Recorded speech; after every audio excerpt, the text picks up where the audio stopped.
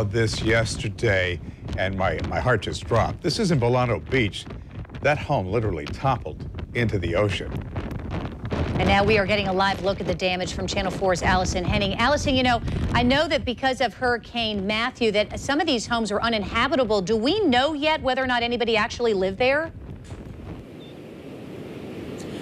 You know, I spoke with a man who lives close by. He says that he knows the person who owns this house. It doesn't sound like he was in the home at the time, so not sure if he evacuated, not sure if he lives there permanently. He did mention that a lot of these homes, like you did just say, have been evacuated since Hurricane Matthew because the damage was so bad last year. And of course, now the sun is up this morning. It's a beautiful morning here out on Vilano Beach, but of course, you know, with the sun coming up, we're able to get now a better look at the damage over here to this home. And again, all along this beach, there are a few people walking out here this morning just kind of taking in the damage and what Irma left behind.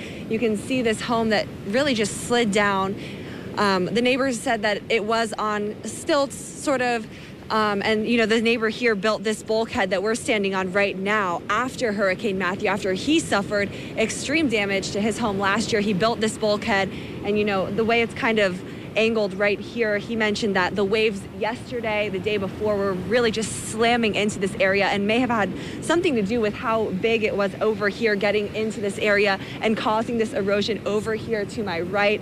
You can take a look down this hole right here. We're able to now see, you know, the water was just slamming into this. Over here on this home, you can even see there's sand on the stairs, on the wall. So this water from the ocean was just slamming into this area, eroding this sand and causing all of this throughout this area, and of course causing this house to crash down onto the beach.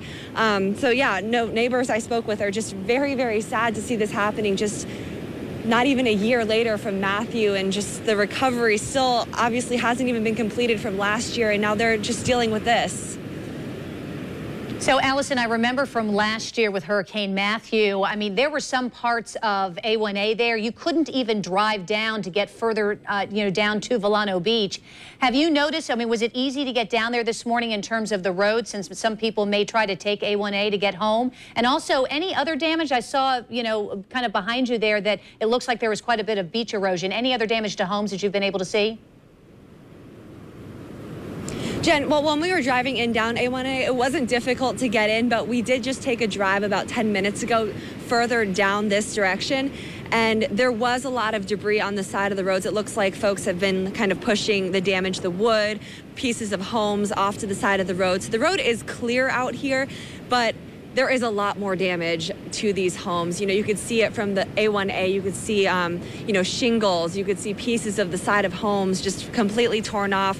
And even over here to the right, if we can pan over right here, these homes that you can see the erosion there, and they're kind of on stilts. It's just completely, those balconies are just kind of hovering now over the air. So again, one neighbor that I just spoke with, he was coming out here to watch the sunrise this morning. He told me that a few of these homes right here no one has lived in them since last year, since Matthew, and the erosion was bad last year. And now he says after Irma this year, it's even worse. Allyson Henning joining us live from the Vilano Beach area. Thank you, Allyson.